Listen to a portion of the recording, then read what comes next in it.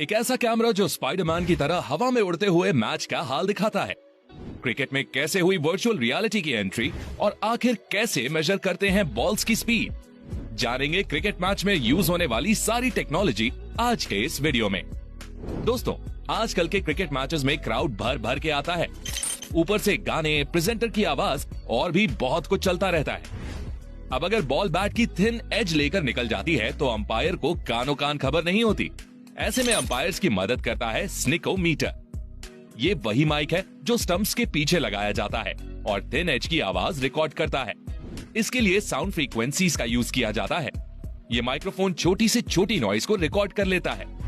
इसके बाद इस नॉइज को सॉफ्टवेयर की मदद से फिल्टर करके बैट की एज का साउंड निकाल लिया जाता है और फिर उस वीडियो सिग्नल के साथ सिंक्रोनाइज करके स्क्रीन पर दिखाया जाता है। यहाँ आपने देखा होगा कि रिप्ले को बहुत स्लो मोशन में दिखाया जाता है, जिससे कि अंपायर हर फ्रेम में हुई एक्टिविटी को क्लियरली देख सके।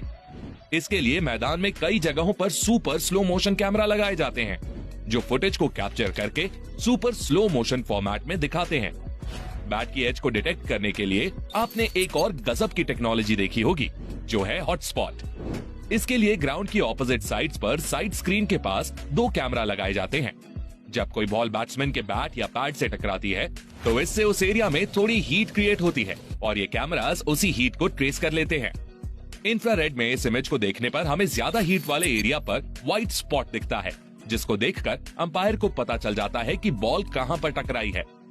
आपको जानकर हैरानी होगी कि सिर्फ एक क्रिकेट मैच में हॉटस्पॉट टेक्नोलॉजी का यूज करने का खर्च 3 से 4 लाख रुपए होता है। इसीलिए इसका यूज सिर्फ बड़े मैचेस में किया जाता है। वैसे क्या कभी आपने सोचा है कि मैच के दौरान अंपायर्स को इतना सब कुछ याद कैसे रहता है?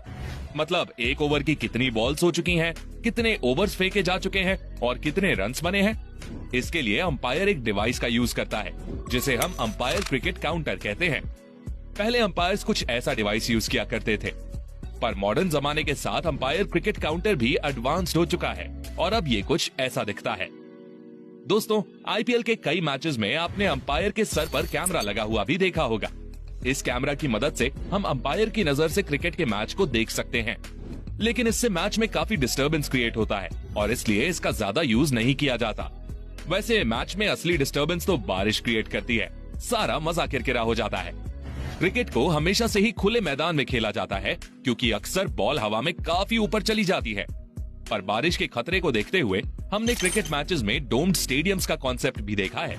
साल 2000 में ऑस्ट्रेलिया के विक्टोरिया में स्थित डॉकलैंड स्टेडियम में ऑस्ट्रेलिया और साउथ अफ्रीका का मैच हुआ था। ये इंटरनेशनल क्रिकेट में डोम्ड स्टेडियम में हुआ एकमात्र मैच है। इस स्टेडियम में बीबीएल के कुछ मैचेस भी खेले गए हैं। वैसे आपको बता दूं कि गुजरात के सूरत में दुनिया का पहला डेडिकेटेड क्रिकेट इंडोर स्टेडियम बनाया जा रहा है और आने वाले सालों में हम वहां पर मैचेस जरूर देख पाएंगे। हाँ, ये बात जरूर है कि डोम्ड स्टेडियम में खेलते समय लाइटिंग का स्पेशल इंतजाम भी करना होगा। अब बात चली है लाइटिंग की, तो आपने टेस्ट मैचेस के दौरान अक्सर अंपायर्स को लाइट कंडीशंस चेक करते हुए देखा होगा। इसके लिए अंपायर्स के पास एक लाइट मीटर होता है। क्रिकेट के मैदान पर खराब लाइट कंडीशंस बैट्समैन को खासा परेशान कर सकती हैं। और जरा इमेजिन करो कि कोई शोएब अख्तर जैसा बॉलर बॉलिंग कर रहा हो और बॉल ढंग से दिखे ही ना, तो बैट्समैन की तो डर के मारे हालत पतली हो जाएगी। शोएब अख्तर वही बॉलर हैं जिनके नाम क्रिकेट हिस्ट्री की फास्टेस्ट बॉल फेंकने का रिकॉर्ड है। अब ये सोच रहे होंगे कि बॉल की स्पीड कैसे चेक होती है, तो बॉल की स्पीड मेजर करने के लिए स्पीड गन या रडार गन का यूज किया जाता है। इस डिवाइस को साइड स्क्रीन के पास बॉलर की स्ट्रेट लाइन में लगाया जाता है, जिससे कि ये पिच की एक साइड से दूसरी साइड जाती हुई बॉल की स्पीड को मेजर कर सके। ये पिच की ओर रेडियो वेव्स भेजती है और फिर इन्हें रिसीव करके पिच के रिस्पेक्ट में इस पर मूव होने वाले ऑब्जेक्ट्स की स्पीड को कैलकुलेट कर लेती है।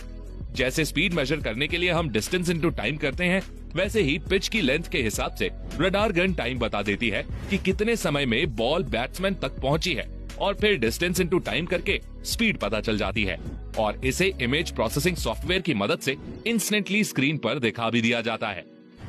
दोस्तों, जब कोई बैट्समैन एलबीडब्ल्यू होता है तो आपने उसके रिप्लेस में बॉल के पाथ का एक 3D विजुअलाइजेशन देखा होगा।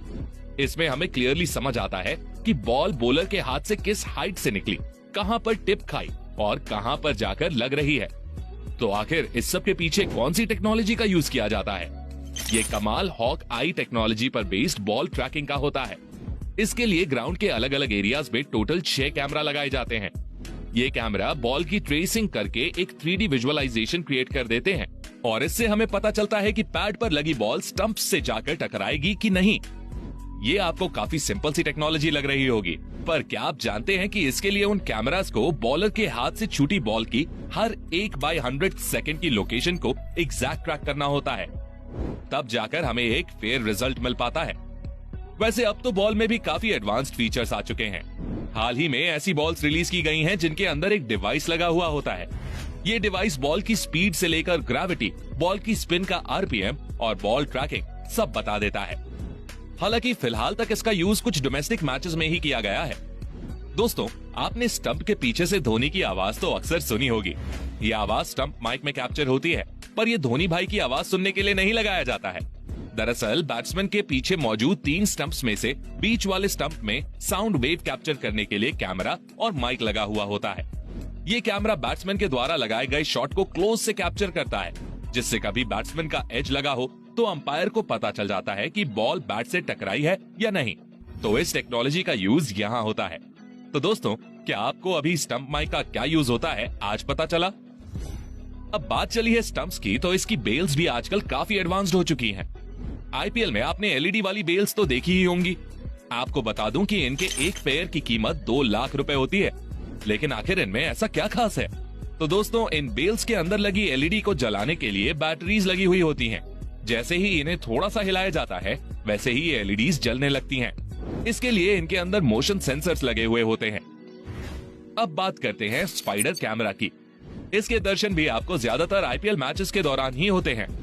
स्पाइडर कैमरा क्रिकेट मैचों के कवरेज में बहुत बड़ा इंप्रूवमेंट है, क्योंकि ये व्यूअर्स को एक एंगुलर व्यू देता है, जिससे मैच काफी इंटरेस्टिंग भी दिखाई देता है।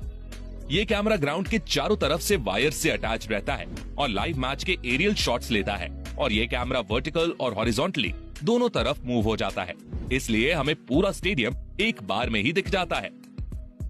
आखिर में बात करते हैं क्रिकेट की लेटेस्ट टेक्नोलॉजी की, जो है वर्चुअल रियलिटी हेडसेट। इस साल आईपीएल के दौरान प्रेजेंटर्स और कुछ रैंडम स्पेक्टेटर्स को वीआर हेडसेट्स दिए गए थे, जो क्रिकेट के खेल को बहुत क्लोज से एक्सपीरियंस करने का मौका देते हैं।